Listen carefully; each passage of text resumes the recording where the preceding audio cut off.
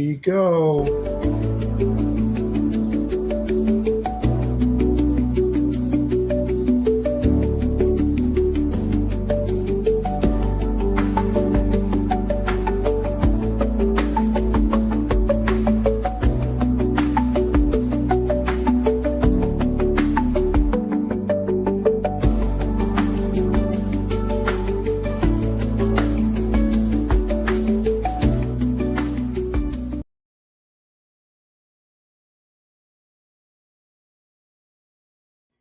Hello, everyone. I'm the Bodacious Cowboy with my co-host, Kristy Knichel. Are you ready for a special edition of the Storytelling Chronicles? We are. Let's go. Look out!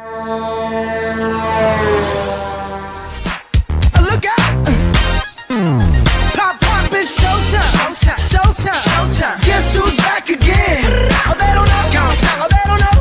I bet they know as soon as we walk in. Showed up. I'm wearing Cuban links. Yeah. Designer mix. Yeah. Inglewood's finest shoes. Don't look too hard, might hurt yourself. Known to give the color red the blues. Hello, everyone. I am the Bodacious Cowboy. It is Monday the 19th. Welcome to another episode of the Storytelling Chronicles, empowering women into logistics. Next to me is the best co-host anybody could have, Kristy Knichel. How are you? I'm doing fabulous.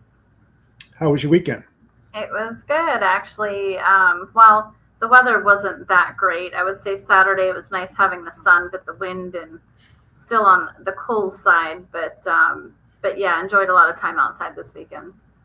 Yeah, and I thought I would mention it. We got a new sponsor that's coming on board in June, Talento. I can't wait to talk about them a little bit. And that's going to be coming up at the next show. So tune into that. But we have a great guest today. Why don't you tell the folks out there who we have? Absolutely. We have Beth Potratz, co-founder and CEO for Drive My Way. She has over 20 years of experience. Beth is an innovative, forward-thinking HR professional who's disrupting truck driving recruiting by treating the driver as a consumer in the employment relationship and making recruiting personal again. Beth is passionate about helping people find a meaningful career that fits their lifestyle. Prior to Drive My Way, Beth built a successful HR consulting practice serving organizations in a variety of industries and held senior positions at Unilever, Rockwell Automation, and Helene Curtis. Beth earned a Master of Labor Relations and Human Resources from Cleveland State University and a Bachelor of Arts in Organizational Communication from Loyola University of Chicago. Beth resides in Cleveland, Ohio, and enjoys spending time with her family. Let's bring her on out so she can grade me on. How was that grade? It's fantastic. It's Loyola, and it's very hard to say. Loyola. Yeah, I honestly, I looked over it and thought that I could say it right, but it just come out like that. So I still don't say it right sometimes myself. And I always forget you're in Cleveland, so you're only like an hour and a half from me. Exactly. That's why it was good. We had to go so far away to meet each other. I know. On the road. That's how it always is. Well, we really appreciate you coming on the show today. Would love to hear how you got into logistics. You can start with your background that you had mentioned in your bio and kind of, what made you get into the recruiting where you are today. Yeah, so I actually started my career at a consumer products company in Chicago, Helene Curtis, that was later bought by Unilever, right out of college, and really kind of fell in love with the recruiting role and just all things human resources, supporting people throughout all the different phases of their career. I then moved into Rockwell Automation after I got married and moved back home to Cleveland. So it was great to be back and work in a different sort of environment, very technical community, and ended up back in Chicago again, working for Unilever after they acquired Helene Curtis, and then back to Cleveland again. So I've kind of been in a lot of different organizations, both consumer products, electronics, have worked in just about every type of industry and almost every area in human resources, except for specifically in the benefits space. But I went on to create my own consulting practice after I worked at Unilever. I was in a position early in the 90s when the war for talent kicked off, and thought to myself, employers are going to have to start getting a lot more creative and looking at job seekers as consumers in the employment relationship, because your needs change sort of throughout your career, and you have different priorities at different stages in your career. It was an idea that was very early on, because we were just in human resources rolling out cafeteria benefits at the time. So this was way out there in terms of an idea. But later in my career, when I was helping do some consulting for a large trucking company, I said, this is the perfect application for my idea, that they need drivers, and we have to specifically be able to target drivers who are looking for what they have to offer as the right fit. So that's how I founded the idea for Drive My Way. Now, is that something that you knew quite a bit about before you kind of got into it, or did you kind of have to learn more about it? I mean, obviously you learned more along the way, but. Yeah, that's a great question, actually. So I grew up in the supply chain. So in that perspective, I knew quite a lot about the industry, but not specifically in trucking.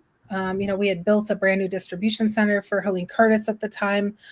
So I knew a little bit about it, but I really got into it deep, working for a couple of consulting clients that were trying to recruit and retain drivers. So I've done recruiting, talent acquisition, and overall talent management for a lot of my career. And this is kind of where it all sort of came together. So I was able to apply everything, kind of what I learned throughout my entire career, as well as having served in the consumer products industry, and taking that concept of, employee as a consumer in the employment relationship, and, bringing that into formulating Drive My Way. I mean, we just started in trucking because of the huge need, the ongoing need, and the driver shortage. And, really what kind of caught me was the long-standing profession. We started with the most popular job across the country was farmer for many, many years. And after that, it became truck driver. So at some point in time, it's gone through so many generations of families that everybody pretty much knew a truck driver or was a truck driver. And it's still very prevalent today. And so it's a growing industry that, it's been hard to attract this next generation to come into. So I just want to play a part of making it sexy again for the next generation to come. Yeah, and I love that you're so excited about it. So when you talk about how hard it is to attract people, so what are some of the things you're hearing out there that, whether it's you or other companies out there trying to attract people into this industry to drive a truck? Yeah, I mean, a lot of this, I think the biggest thing is this generation has grown up watching multiple generations above them, miss their concert at school, be away from important events, right? And this isn't just mom or dad, it's aunts and uncles, cousins, et cetera. Folks have been in the industry for a long time, and, they've seen all of this happen, and they're looking for something else out of their career. It's sort of something that is important to them to make sure there's a good intersection between their lifestyle that they want to have and their career. And, my position is, having come from consumer products, you can have it all. You can have the intersection between your lifestyle and your career. Actually, trucking is a phenomenal career. It's just a matter of being able to match up what you're qualified to do with what you're inclined to want to do, because it happens to fit your personal lifestyle preferences. Yeah, no, that's definitely interesting. And like you mentioned too, like obviously it's been an issue in our industry for a long time and continues to be one. So I guess you already answered the first question I had in regards to why the mindset shift in, treating them, like consumers versus leads. But I think it's the same way as like companies like us, though, treating your employees same way, like customers treating the drivers like customers. That's kind of what we preach here at Knichel. So, but in a world, though, driven by quick wins, from this industry, what does it take, in your opinion, to convince employers to think like long term about driver satisfaction and doing what's needed for them to not only get what they need, but also the drivers. Yeah, I mean, I think the biggest thing is retention has been, such an issue. I think for a long time, people used a spray and pray approach, spraying lots of dollars out the door, hoping that they're going to attract the right kind of people. And frankly, even in my profession in human resources, there was a lot of history where recruiters were, praised for high volume, churn through as many as you can. But oftentimes the department that was in charge of bringing people in was and incentivizing them for that wasn't also incentivizing keeping the folks, that it was the right fit. So it's one thing to get them in the door, but we don't want that to happen if they're going to be a churn. And, we went through, a huge competitive time and where it's very difficult to recruit and retain a driver. And I think the biggest thing that people don't spend enough time on is what is that employment value proposition that you're putting out, and that what you have to offer may not be lined up with what the person needs right now at this point in their career. You're tend to look for things a little bit or at things a little differently earlier in your career, or when you're in a position that you want more, let's say, training and development, or you're really focused on your retirement and starting to make sure that you're preparing for that. Maybe you're younger, you want to travel. That's a priority. So it's just about matching up what people are qualified to do with what they're inclined to want to do, that fits up with their current lifestyle. And just a quick follow-up real quick. Sorry, Jeff. No. Do you find that most of the wants that these drivers have that you're working with are ones that these companies can actually honor and work with them? Absolutely, we do. The hard thing is we've made it so difficult for people to find each other. The matchmaking. I mean, the industry is so big. There are so many different types of carriers and so many ways you could differentiate your offering that it is really difficult for a driver who's literally stalked oftentimes and, has maybe at one point in time put in an application at a number of different carriers and continues to be part of their database and called. It gets difficult for them right in the moment based on where they're at today to cut through the chase and find a good fit, kind of much like matchmaking, if you will.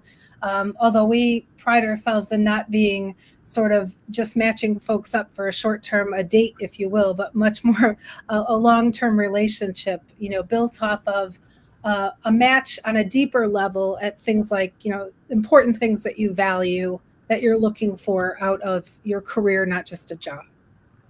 Yeah, I mean, it's almost like speed dating sometimes, where they hit one carrier for maybe a month or two. They have no intentions for the long term because they're actually looking for another role. They jump ship. I mean, you see, I've seen it over the decades, but how many women compared to men have you recruited or even talked to? Oh my gosh. We've been a member of Women in Trucking since it started. Mm-hmm. And it just keeps growing every year. I mean, just going to the conference every year is phenomenal. So yeah, we've built up quite a following of all different types of applicants, but women in particular have enjoyed working with Drive My Way because we often see them entering the industry at different points in their career. Some may be coming out right out of school and, getting involved, and others may be thinking about it once their children go to school or thinking about it as a second career. And that's kind of where we come in. No matter where you're at in your own personal career journey, we can find up and match you with a trucking company, whether it be a for-hire fleet or a private carrier, that will be able to create an offering that fits up against your personal needs. So I think for women in particular, in fact, I went to a dinner with a friend and ended up with the server at our table who actually knew Drive My Way. We were there and we were covered on television. It was a commercial of some kind or a news station that was playing a clip that had interviewed me. And she said, "Hey, you're on the TV." I didn't even notice that they had a TV up at the bar. And she's like, "You're on TV." And she said, "Well, what is it that you do again?" And I told her, and here she had gone back and gotten her CDL and became a bus driver so that she could find something that would match up with her children's schedule so that she could, make some more money now that she had a little extra time on her hands. But she also needed to find something that would fit with her schedule and be close to home, and she could regulate the hours, etc. So when I explained what we did, that we really match the individual and their personal needs and preferences up with what the job has to offer, that's where the matchmaking comes in. That's awesome. So you've seen a lot more women then coming into the industry needing your services than you have in the past? Absolutely, without a doubt. And coming in at different stages of their career. And then it's interesting because one of the carriers, sometimes a carrier will come to us saying, "Hey, we're trying to attract more women to our fleet." And then you start talking about, well, what have you tried? What approach have you taken? And it's like, well, it's really hard to attract women in your fleet when they don't see any women in any of the ads that you're doing or any of the outreach, and you're not speaking to them in terms of, preferences that might be more important to a woman.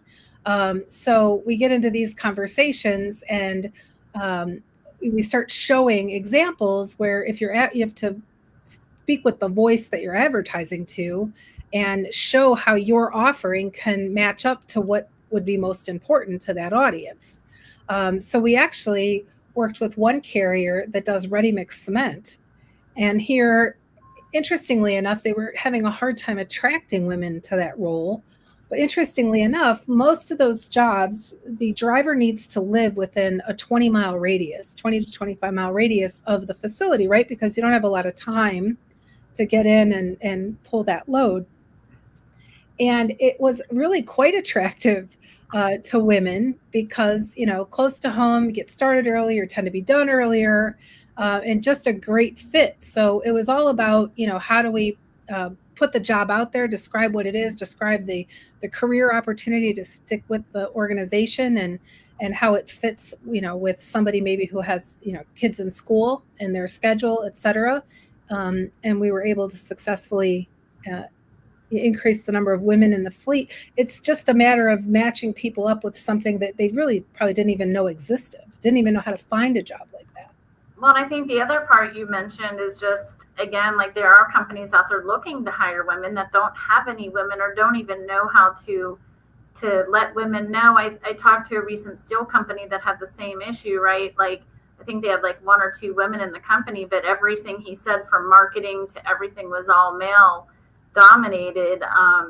And again, so like, how do you find, I guess during some of those conversations, because maybe there probably is different needs, I would assume, for some women, depending on the role. Like, do you find that these companies are willing to make those changes or do what you suggest to find women for them?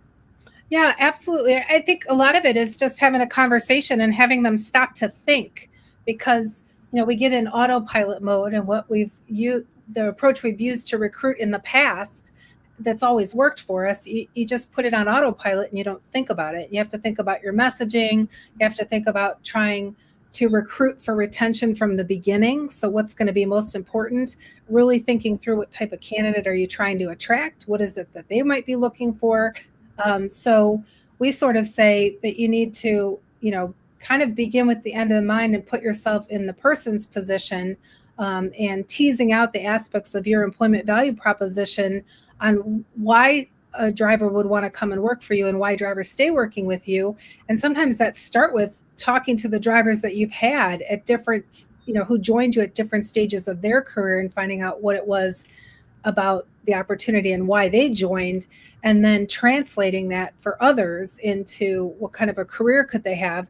But it's hard to attract a woman if you don't see other women, in the advertisements or, framed up in a way that they can identify or relate.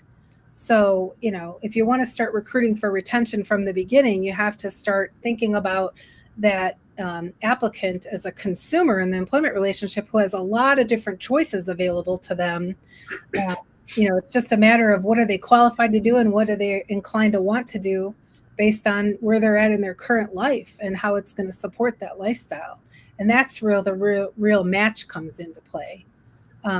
You just have to start thinking of it like a consumer, really. And that was where my consumer products background really helped me frame up this idea that, there's a job out there for everyone. There's a perfect match out there for everyone. It's just a matter of, helping people find each other. And it's really hard to find each other when it's an industry that has been fraught with just a spray and pray approach to recruiting. I mean, and it's actually been, it's tough. The recruiting departments probably don't like it, but with, folks really focused on their budgets and, pulling, budgets in, they've been turning off a lot of the spigots that were running full tilt to the point where it wasn't even doing any good because you're getting all these leads clicking and everybody doing bait and switch with, all the advertising that you couldn't even possibly have a connection with all the people that are coming in. And oftentimes they find that most of them aren't even a fit for what they're looking for. So why waste your time? Why are we comforted in somehow in volume being a good thing? It doesn't necessarily have to be. Isn't it better to have a few that are a good fit, that are the right people that you should be spending your time on? Yeah, I think we've often had that question too, because some of the larger companies out there, even one of them making a note, like, I'd love to talk to your HR to see how many people you bring in for a class. And I'm like, we don't even do that. And I couldn't imagine how costly that is to bring in, say, 100 people or whatever, and just kind of go through that process and how much time consuming and money that cost. Well, and imagine on the driver's side, how frustrating it is. Yeah. I mean, they're literally stalked. Yeah. So what's the cost of not doing that? Because you got to train, you're bringing in 100 people, you might get 5 that are going to stay. But so what's the end result if you don't go through that? And it is a cost, but. Right. So what I would tell you, what we're finding is for every 1 in every 23 drivers is a fit and is hired. So you don't necessarily, you're trying to go out and attract a connection with people who already meet the minimum and already inclined to want your kind of work because there's something that it's going to do for them that they're looking for. It's going to fit their bill. So if you're going to focus and bubble up on just those people and having meaningful conversations with those people, you're going to more likely be able to attract them to accept your offering, and B, you're also going to be able to retain them because you're fulfilling something that they're looking for, versus taking an approach which we've done in the past, which is more spray and pray. I need to get my opportunity in front of as many people as I can, and then hope that the right one applies. Yes, it's a high volume. It looks like you're doing the right thing, but you're also wasting lots of time talking to people who really either don't meet your minimum or aren't even interested in your type of work. So it's about building, making meaningful connections that you can turn into lasting relationships to get off the flywheel of constantly having to, backfill positions. It doesn't really do anybody any good. Now, that doesn't mean you're going to stay at the same job for your whole career, but your needs are going to change throughout your career. In fact, we had one gentleman call. It happened early on when I had launched Drive My Way as an over-the-road driver. He'd worked for many, many, many years for his company, loved his company. He's one of the most senior drivers, and he didn't know anything else. He hadn't looked for a job in years, but his came down with cancer, and he needed to be home and closer to home to help bring her to and from her treatments. And he was an over-the-road driver, and his company didn't offer anything but over-the-road. There wasn't another opportunity. So he was forced to try to find something closer to home that he could still, be there when she needed him. And he honestly didn't even know where to start. So we are that kind of partner. We're not, high volume. We're that niche, between what's most important for the driver and what are they looking for to meet their lifestyle that they have to be able to maintain. And then, what the carrier is looking for in terms of somebody that they can fulfill that, as their offerings are all different as well. So that it would be a better match up front so they could stay together longer. Now, Kristy and I, we vet our carriers when they're moving our freight. How do you go about vetting the carriers that want to work with you that are reputable so you're not putting a good person in a bad company? Yeah, that's exactly. Well, and teaching the drivers how to differentiate and how to focus in on what's most important, right? So it's interesting because anybody that is trying to hire CDL and even non-CDL drivers, we're doing some of that now as well. They're not all a good fit for Drive My Way.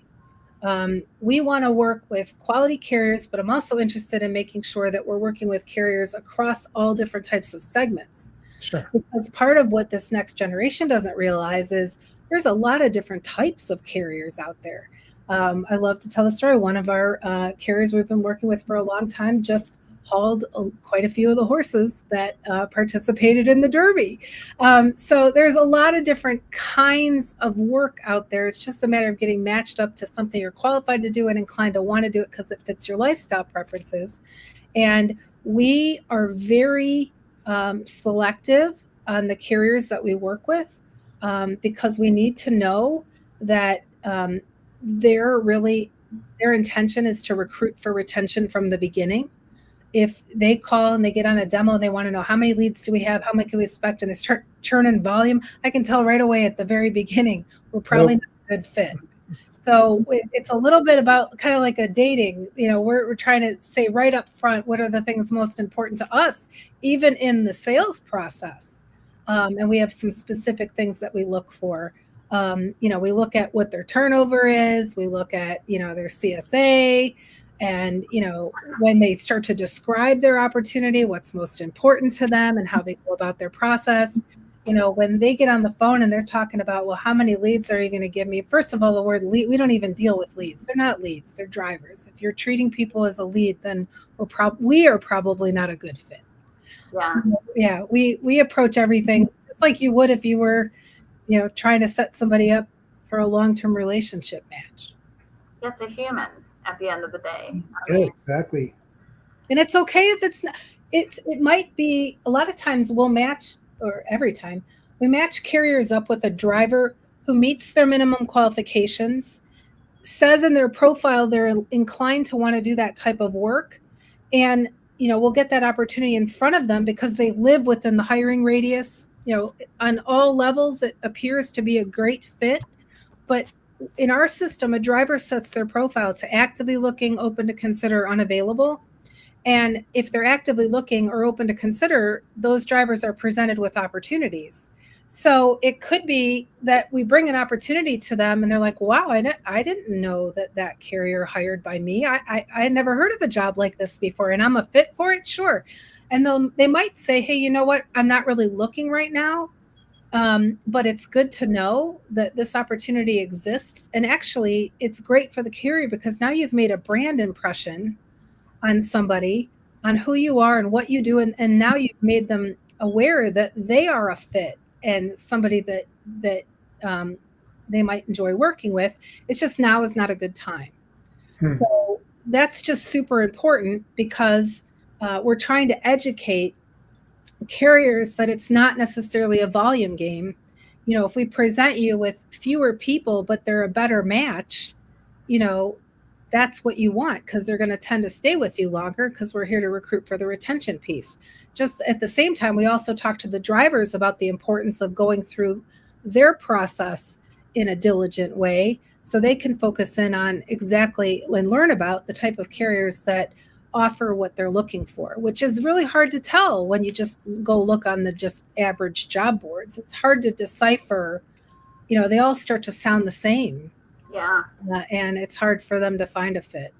Do you have any numbers on what your retention rate is with most of the drivers that you do place? We do actually, and you can go to drivemyway.com. We have lots of our case studies. Okay. I don't like to, I mean, I can quote you a couple. We have as high as 87% retention, or sorry, 97% retention. Oh, that's good. One of our carriers. But I'm saying it because it depends on the segment that they're operating in, right? So with one of them, it was 97% for a long time, and they're doing intermodal work, which is, it's a really tough assignment actually in some of the locations that they go. But they generally tend to run between the mid 80s into the mid 90s in terms of retention overall. But when we talk to a carrier about whether or not Drive My Way might make sense as part of their recruiting effort, we sort of are vetting each other out, and we will hit them directly with the offering as we tease out, what is it that you're offering?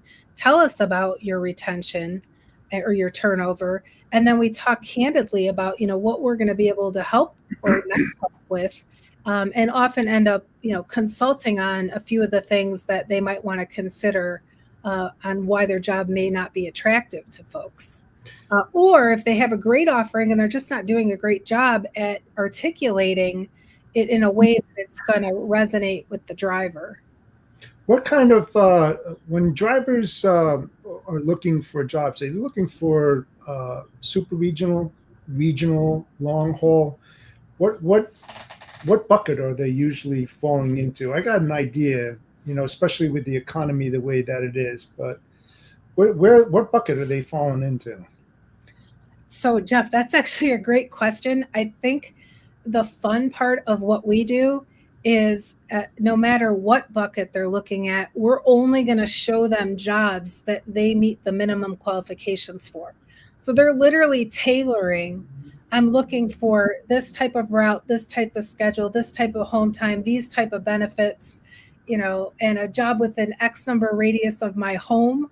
And boom, now it's presented. Here are all the things that you match to. And we match on a 10-point scale so they could tell the degree of the match. And now they can narrow in and start to look at all of the variety of opportunities that are out there. They may see a horse hauling job and have never thought of that before, or ready mix cement, or, you name it. We have every different type and flavor of a job.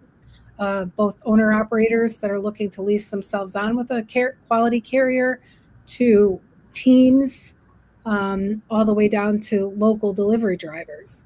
So it really just depends on what's there's enough work out there of enough different types and varieties that there is a match out there for everybody. And a lot of times they'll often have to require them to live within a certain hiring radius of one of the terminals. So it really is sometimes a needle in the haystack, or a golden needle in the haystack of needles, but we can help not only the company find that driver, but a lot of times it's really, really hard for the driver to find the company. And so we really do make that matchmaking up. But we've got drivers who still want to be over the road. They like to see the country. They don't mind that they're out for long periods of time. That's actually what they're looking for. Sometimes they might even be looking for it because, or be willing to team because they, have some compensation goals that they're trying to meet within a certain period of their lifetime. We also have folks that, are, as long as they're home weekly or a couple times a week, they're through the house, they're fine with that. And then there's some that are looking to be home every night. So it really just, it depends. I mean, we really look at the driver as a consumer in the employment relationship, and the degree to which the carrier is able to articulate all of the aspects or attributes of their offering, because not every job's a fit for everyone. We're the matchmakers in between. Yeah, I love that. It's definitely a different perspective. One of the things I remembered you talked about a couple of years ago, and I'm just curious if you still do it, but you find drivers to haul the music or for festivals or concerts, like their gear. Is that something you're still working in, or not really? Yeah, so I haven't done a concert hauler lately. So we do concert hauling. We've got like I said, ready mix cement. We've got the dirt, we haul up the derby, horse haulers. We literally have, reefer, flatbed. We have some fuel delivery. We're working with a lot of private fleets right now. So that's very much tied to the brand and the markets in which they operate. So we're doing a lot of refrigerated freight. We were even doing some local owner operators, Very cool. printer vans, straight trucks. I mean, everybody's looking for something different. So that's it. We come and we'll help you tell us what's most important to you, and we'll help match you up with what those opportunities are. And it'd be very difficult to find them out in the wild. Yeah, and I mean, with that being said, I didn't know the intricacy of like the business other than when you just spoke about it now. So with that being said, do you find that drivers come to you with certain needs that you can't fulfill? Does that happen often? It does happen, actually. And where it happened, actually just happened the other day, where I had a driver that came in and they called, and when they first put their profile in, they didn't match right away. But I knew of a carrier who had a terminal in the space that they were in and thought that they might be able to use them. So I put them onto them directly. But for the most part, we've been able to match. It's kind of rare for someone to come in and look for an opportunity that we don't already have a match to. Okay. And if we do, the way that Drive My Way works is we're immediately matching that opportunity up with the drivers that are currently part of our community, which is over 200,000 drivers of all different types and in all different locations. But if we put up a job and we don't have either a low number or any matches to that position, we're also doing paid digital advertising and other campaigns to reach out to drivers in a sharpshooter way in that particular area to attract drivers to that opportunity. So we're bringing them in sort of both ways. And for every job that we have out there, people are getting matched immediately. And then there are other opportunities that we're advertising. So when those drivers come in for that particular job that they were interested in, they're now also seeing what else they match to. So we're really educating drivers on what are all the opportunities available that would be very difficult for them to find otherwise without spending a lot of time trying to search for a job. Yeah, which is hard when you already have a job oftentimes. Yeah, I could imagine. My brother-in-law's a driver, and he's a new driver, like in his first year still. I think he'll be finishing out, so he's kind of in a little bit different bucket depending on where he could go to earn more money and that type of thing. So it's funny you say that because I threw out some other companies to him, but in the same token, it might be best for him to work with someone like you to find a better opportunity for what he's looking for. That's the perfect example. So you just have him go to drivemyway.com. It's free. He would go in and create a profile and say all the things that he's qualified to do. And then he would be able to articulate what it is that he wants to be doing. Right. And then we would match, him up with, carriers that have that exact offering. Yeah, no, that's very cool. So we talked a little bit about this earlier. Like, how do you see recruiting evolving, though, over the next 5 to 10 years with the new generation coming into this workforce? And it's obviously a lot different from when we were, younger growing up in this industry. So curious what your thoughts are there. Yeah, it's really interesting because I feel like it was on autopilot for a long time. It was very rare for a recruiter to come up with, finding difficulty in finding candidates, especially for the larger occupations. There weren't as many needle in the haystack jobs, but now what was traditionally maybe not a needle in a haystack job can become one quickly if the offerings aren't compelling enough, right? Because this next generation of job seeker, they've got different needs. They have different expectations. Sure. That's what's changing is the job seekers are becoming, educated consumers in that employment relationship, and their needs are changing over the course of, their life. And so what was important to them early in their career, like your brother, you said going out and looking for something. Yeah, you have to find out a fit for somebody who's willing to hire someone with that amount of experience, and then is it also going to check off all the other boxes that he has on what he's looking for? That's where we really, those are the environments that we play well in. And a lot of times carriers we will show them a demo with the exact matches immediately that they'll have if they were to put that job that they're struggling with live in our system. As a representative example, I mean, they're real drivers. We, hide the names or change the names to protect people's identity, but to give them a flavor of what it looks like. And it's always interesting to get people's reactions. And it's like, well, you can just zero right down into this exact profile. If you're offering this is the group of people that meet that, and this is also what they're looking for in this specific geography. Boom, here's your group.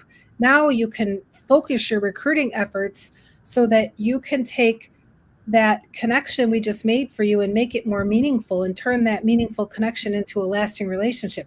Even if it means they're not ready to make a move right now, you've just made a really meaningful connection.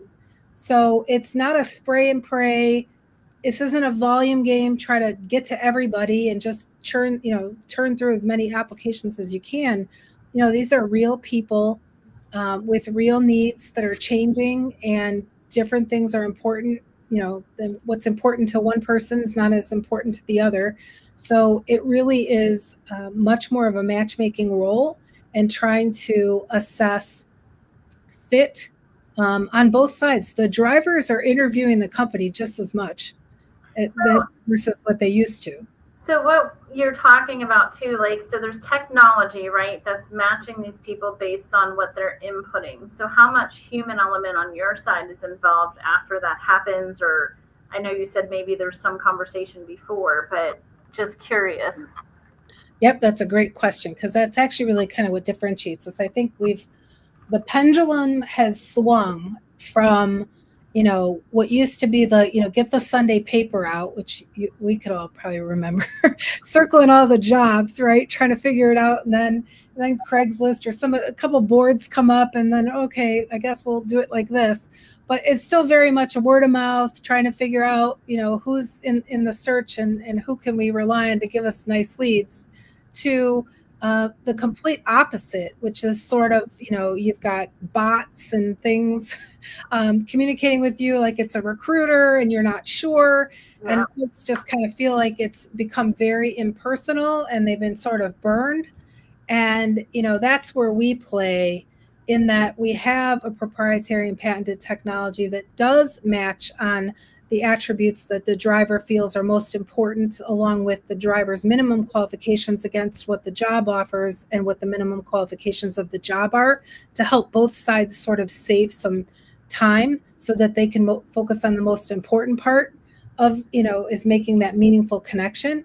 But we also keep it personal. And we always say we're making hiring personal again, not because we make the process and the matching piece personal, but we also have a role in the company called matchmaker. And the matchmakers work days, nights, and weekends. They work part-time. Their whole job is to just interact with drivers. And they're there to answer their questions. If drivers are commenting on our ads or asking questions, they're commenting back. They're calling the drivers, say, hey, I see that your profile right now is open to consider. Perhaps you currently have a job, but did you know that these 3 companies would like to speak with you? You're a match in the system to what they have to offer. How does this sound? Does this sound like something you'd be interested in? So the drivers love the personal interaction with the matchmakers. It's almost like they have their own personal matchmaker looking out for them. They'll call sometimes just to check in and chat. Hey, do you have anything recently? And they get to know them all by name. So we really are making it personal again, by treating the driver as a consumer in their employment relationship whose needs are going to change over their career. And that role of matchmaker for us is a big differentiator kind of in the process to help support the driver. They're not like a recruiter where they're getting incentivized or paid or anything based on who gets, put in the job.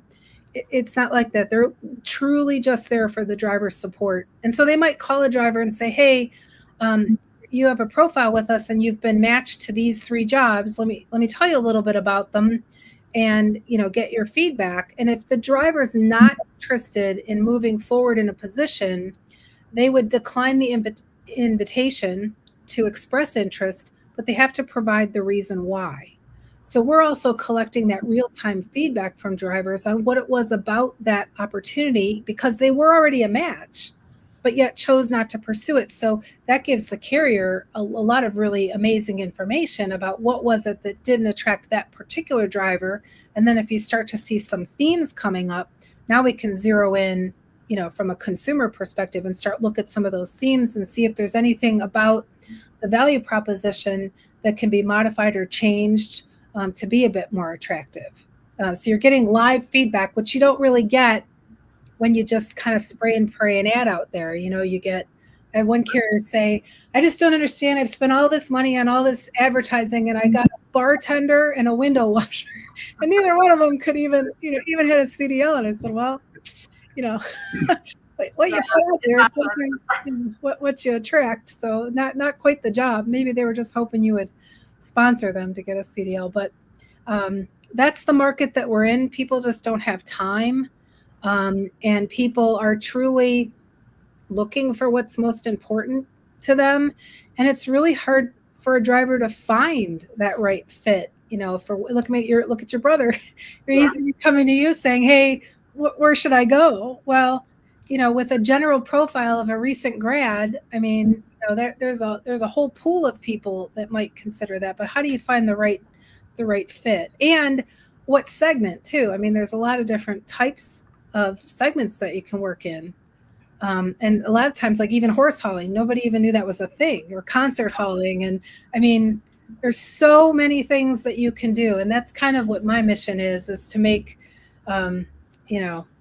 make trucking sexy again as a career for folks, that no matter what you have to offer, or what you're looking to do, or what's most important to you, and there's going to be a match out there somewhere. So this is a tough question. I'm just okay, Jeff. This is a tough question. Now, I've been in the business for 45 years, and the respect for the job as a truck driver has diminished quite a bit, where the drivers back 40 years ago really respected the role. They were polished. They had a uniform. They wore a hat. They were clean shaven. Nowadays, you don't see those type of drivers that are out there behind the wheel. It's like they lost the respect for the position. What are your thoughts on that, and why are carriers lacking that vision that they used to have, where, it was that first impression, which was a lasting impression. And when I knew they were banging my docks, because I worked on the consumer electronic thing for about 25 years, and they always came in, they were, I wouldn't say well-dressed, but they were neat, they were respectful. But nowadays it just seems like there's not so much respect. I couldn't agree with you more. What I tell carriers is, you will attract what you project. And so that's where it starts. And once you start trying to cut corners, that's what you're going to get. And, as far as the drivers go, for us, we're constantly telling them that you are selling yourself and your capabilities, and what are you willing to do? So you really have to take this seriously. And that's why going through our process and putting in a profile with Drive My Way on what's, rating what's most important to you and least important to you. I mean, that's all part of the process. If you're looking for something, quick and easy and taking all kinds of shortcuts, well, then that's what you're going to get. So, this is a profession. It's a career. People spend, many, many years in this career, and we tend to attract the better drivers. You have to declare, what are you qualified to do? What are you inclined to want to do? They know that your background's going to be checked. Your driving record's going to be checked. You used to have in the past where people would, constantly churn from one carrier to the next, trying to chase chase the better job. And, the better carriers who are looking for a longer term fit and recognize that that driver represents the company, represents the brand. And when you're looking for that driver who is proud to do so, that's a different candidate. And, I heard a driver say, I'm so delighted to hear that you're not just looking for a wheel holder. So, they know who they are. You know who they are. You pull up to a truck stop, you go in, how they're dressed like they barely just rolled out of bed. They open up the door to the cab and all this stuff comes flying out. There's stuff on the dashboard. You've seen it, right? Yeah. You have to look at how you present yourself all the time in every situation. And, that's your career. It's not just a job. So, that's where we hope to, by having people complete their full profile on what are they qualified to do and what are they inclined to want to do. And we take those and match them up properly. Now we're hoping to create meaningful conversations so that that carrier can turn it into a lasting relationship. But that part's on them. But what I tell those recruiters is, everybody wants things to magically happen.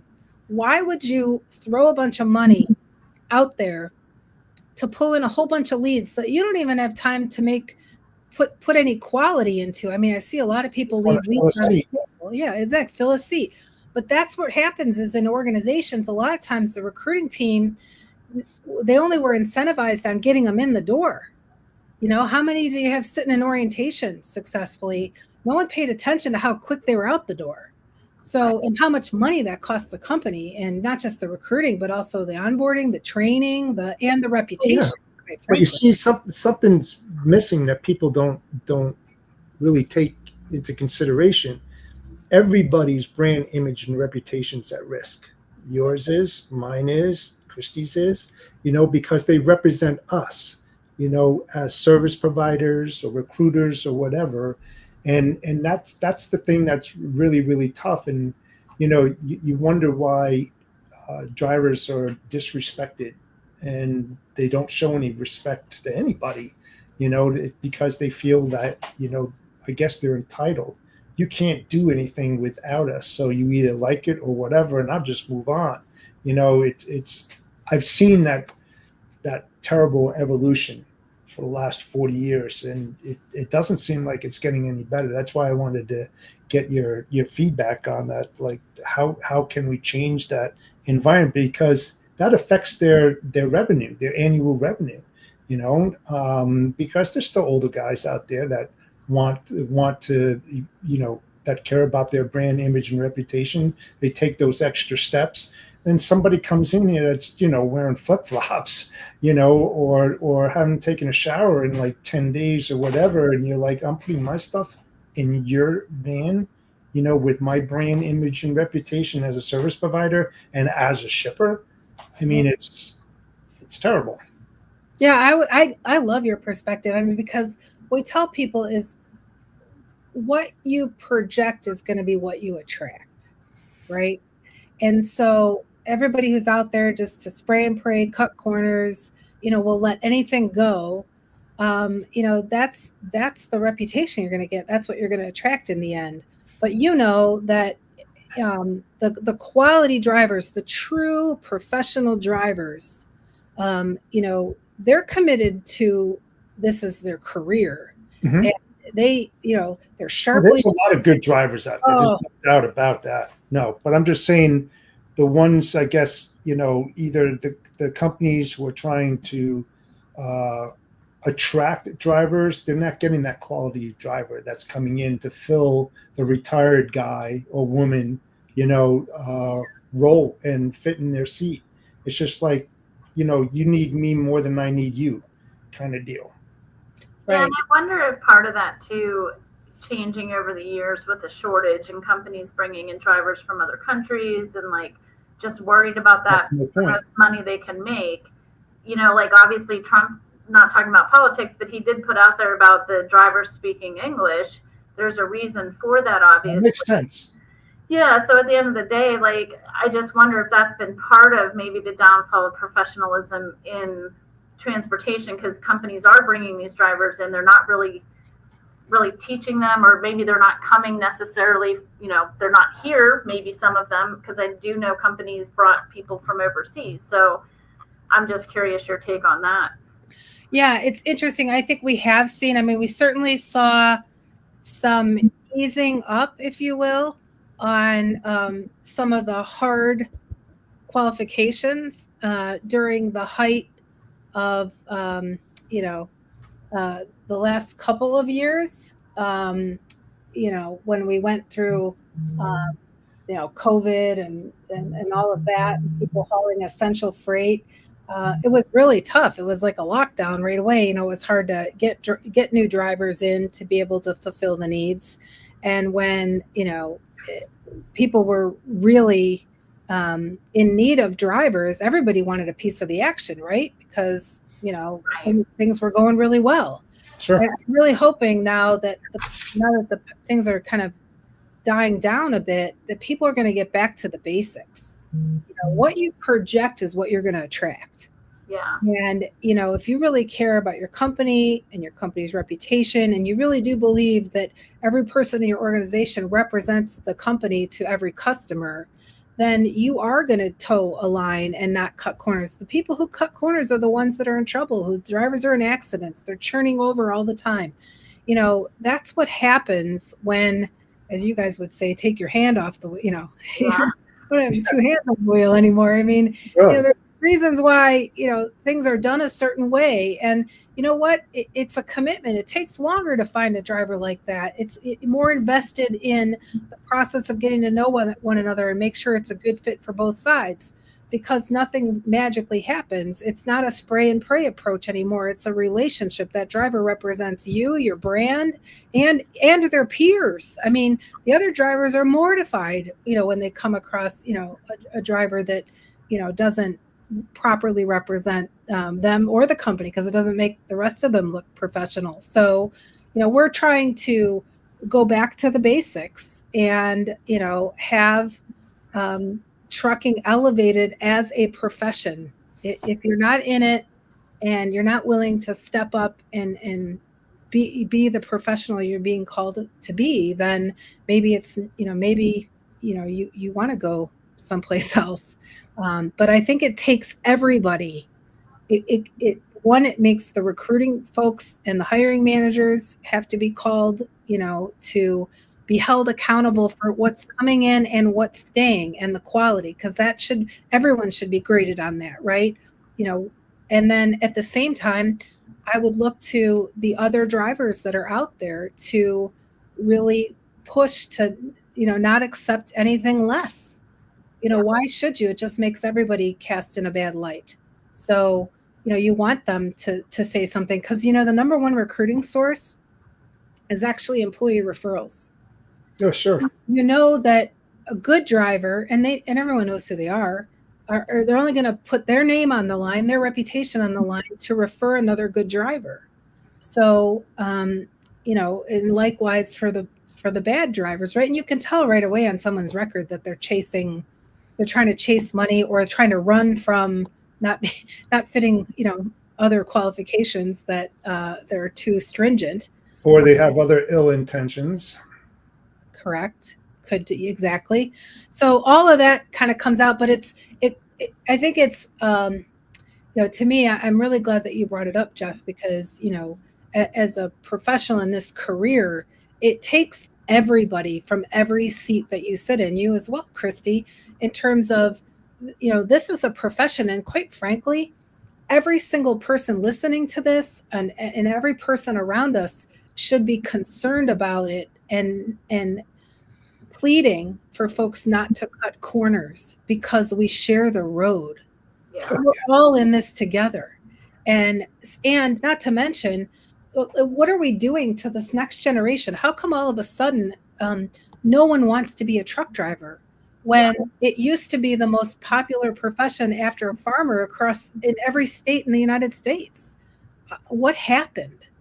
Well, I can tell you the initial feedback was, hey, I'm a younger person, and I grew up and watched my grandparents and my parents and my aunt and uncles miss my concerts at school, and they weren't at the softball or the baseball game and blah blah blah. And so I want something better. Well, okay, but that doesn't mean that is not a good track for you. There's something out for everyone. It's just a matter of you get matched up with what's most important to you right now.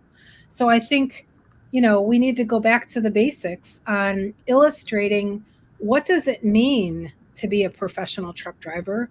Why is this an amazing career? And demonstrate that you should take it seriously. I mean, they're putting people's lives on the line every day they get behind the wheel. And it says something about the company's brand and their reputation when you pull into a truck stop and the guy's, falling out of the cab. There's trash all over the floor. It's all coming flying out of the cab. And they've got, as you say, the flip-flops on, or they're barely dressed and they haven't showered in days. I mean, that it sends a message, to everyone, not just, the person's customers. Gosh, I wonder how they feel when they kind of roll up at the dock. So I think it's important that we take a look at, the image, and that should factor into the attraction and the recruiting process. That's why if you're just looking for, as they say, a warm body to hold the wheel, that's one criteria. But if you're really looking for the quality over quantity and a right fit and a long-lasting relationship, curating a meaningful connection, well, then you're going to put your money elsewhere, and you're going to, partner with somebody like Drive My Way. If you're just looking for a quick and dirty, get a warm body to fill the seat, well, then that's a different process. Sure. Well, after spending an hour with you, you can tell the passion that you have. Definitely. Where does that passion come from for this? I had this idea, honestly, back in the late 90s. It shows you my age. I started my career in consumer products. So I was fortunate to be able to, in fact, I was just reflecting on the other day, my very first boss who took a chance on me. I worked all during school. And my junior year, I worked for an advertising agency that represented major brands like Pizza Hut, for example. So one minute, there's, 50 people working on an account, and I was just a little intern. I was only there a couple days a week. And the next day, 50 people are walking out the door because they lost that account. And I thought, oh my word, is this how, is this what, working in corporate America is going to be like? And I ended up, saying, hey, I want to be a part of making sure that people get matched up to the right job. Finding the right job and making sure you feel like it's a real fit for you at that stage in your life is important. So I went to work for a consumer products company, and then that's kind of where I started to get into this, the right candidate profile and fit. And then I left, and I thought to myself, trying to recruit engineers to move to Cleveland, Ohio, back in the late 90s. It was kind of a one-size-fits-all. They had just put out cafeteria benefit plans for the first time. That was like a new thing. And here I'm sitting here thinking, hey, listen, we can't have a one-size-fits-all offering for employment, because no matter who you are, whatever stage in life, your needs change. What's important to you changes. Some of the folks coming out of school want you to promote more training and pay for them to be in associations and to travel and get to go, out on account visits or whatever, all the fun things. And then, others were focused on, how can I build up my retirement, package, and everything in between. So I came up with this idea. We're going to have to start treating, applicants as consumers in the employment relationship, that not everything's a match for everybody. But it's about, you'll get better retention if you match people up with what they're qualified to do and inclined to want to do, and it fits their personal lifestyle at this point in time. So it was way early on in my career, and way ahead of its time for just introducing cafeteria benefit plans. So I took that same concept as I went into my career, and as I was consulting for a large carrier, I thought, this is the perfect application for my idea, because they really have a need for talent. This profession has been around for many, many generations, and it's not going away, despite all the people running around saying, oh, we're going to have autonomous trucks. And like, sure, we're going to be in the Jetsons. I don't know if you guys remember the old Jetsons. Yeah. Yeah, we're going to be the Jetsons. We're going to get rid of truckers. That's not happening. That's for sure. I mean, it may not happen in my lifetime, but I don't see it happening anytime soon, especially since we've had autopilot in an airplane for a long, long time, but you don't see any planes running around without any pilots in the cockpit. So same kind of a thing. Anyways, my idea was that, we could start making better matches and make this show people how attractive this career could be and that they can have it all. And we can match up what's important to them and get them in the right job and really show people that there are so many different things you can do with a CDL and even the non-CDL positions that are available, because you can't just jump right from high school into a CDL role, that there's a lot of stepping stones and ancillary positions that will help you grow a career and get there. And that maybe with my consumer products background and everything that I've learned in my career, maybe there's something that I can do to help improve the image of this great profession that we've had for so many years, make it more attractive to that next generation who have become a bit sour on it because, their parents or grandparents, people missed their concert at school or what have you, and they just grew up saying, hey, I want something different. And I guess the answer is they can still have all of that. It's just a matter of getting matched up with something that you're qualified to do and inclined to want to based on where you're at this point in your life. And it can be a really amazing, viable career. And quite frankly, none of us could get through a single day without it, because everything that you see around you at some point in the process got there on a truck. Yeah. And it's our privilege, I think we don't recognize too often, to be able to, share the road with folks. And I have a much different perspective since I did a ride along with one of the Walmart drivers and did a Walmart heart event with her. And, did a couple days, slept in the cab, was so afraid I'd have to go to the bathroom in the middle of the night, the whole deal. But I really have I've already had a really huge respect, but even greater respect, having the opportunity to share that, that with her and watch what she went through. We pulled into one location and somebody pulled up next to her, a gentleman, and was like, you got that? Kind of like looking at her with a scowl look on his face. And she's like, yeah, I'm okay. I'm good.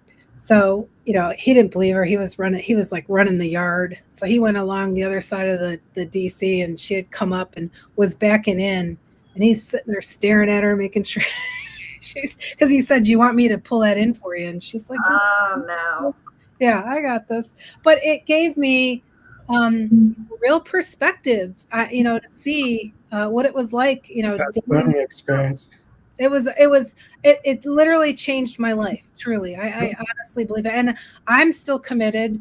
I don't know what my retirement years look like, but in the next couple of years here, I'm going to I'm going to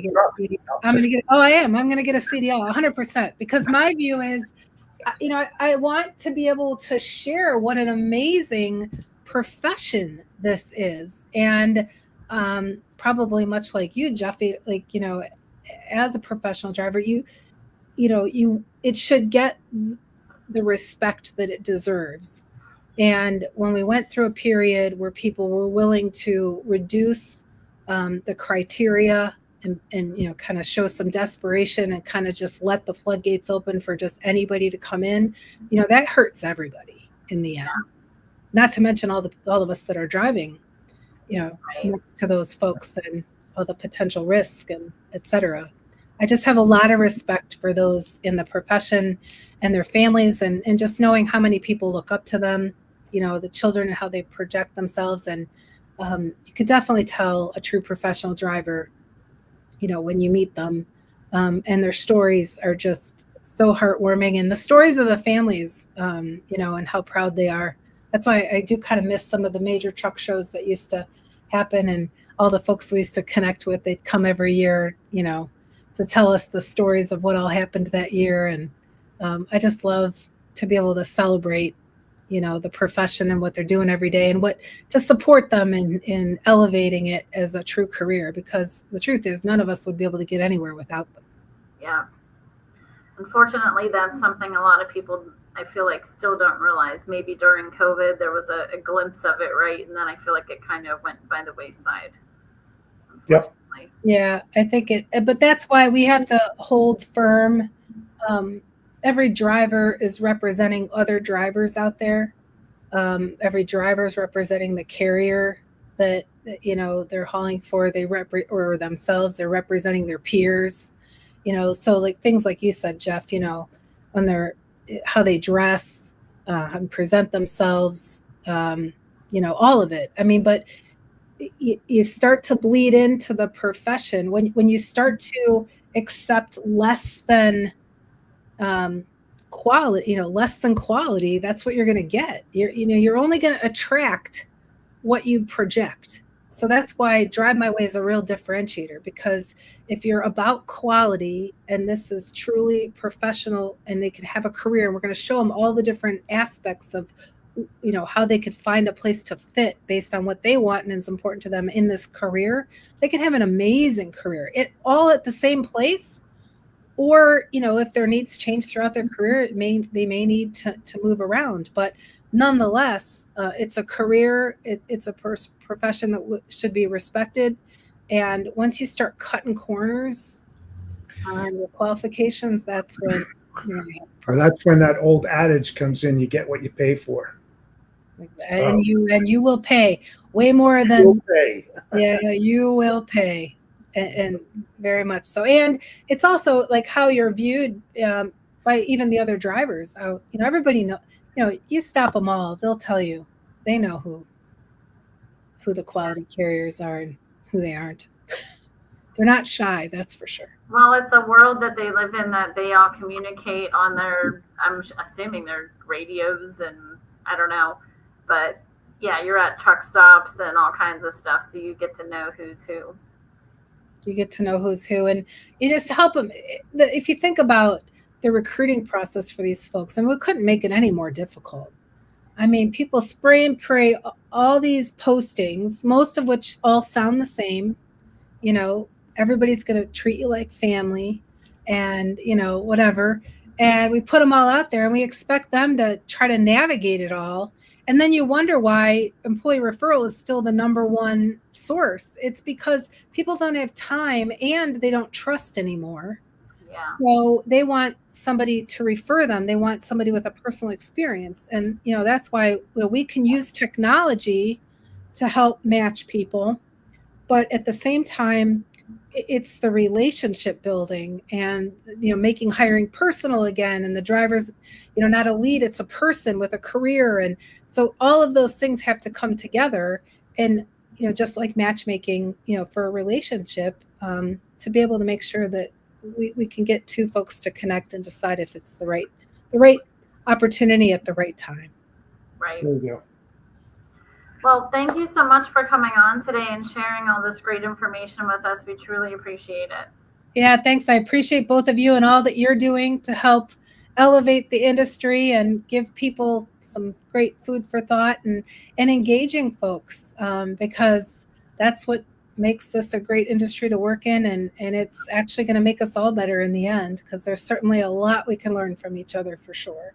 Exactly. That's for sure. We appreciate you all. Yeah, thanks. So that'll be the end of our show. And go ahead, and Jeff, you can close it out. Yeah, so thank you, Beth, for joining us today. I thought we had a great conversation. Love to have you back at some time.